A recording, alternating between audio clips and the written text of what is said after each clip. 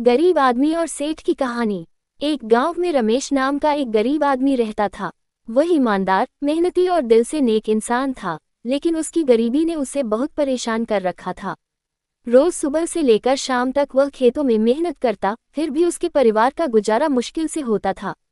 दूसरी ओर गांव के सबसे अमीर आदमी सेठ धर्मदास के पास अनगिनत दौलत थी।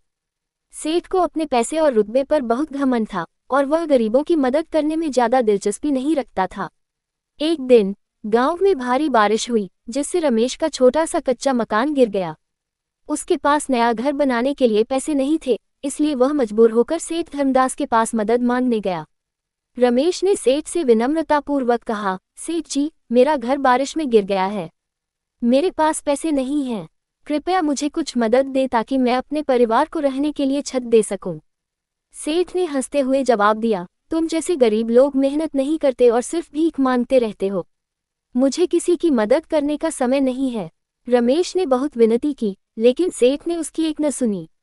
निराश होकर रमेश वहां से चला गया। अगले दिन गांव में एक बड़ा मेला लगा, जहां एक संत प्रवचन देने आए थे।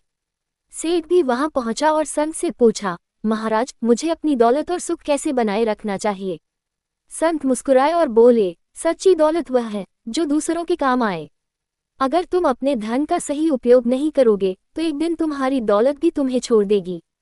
सेठ ने सोचा, शायद संत सही कह रहे हैं। उसने रमेश की याद की और अगले ही दिन वह रमेश के घर पहुंचा।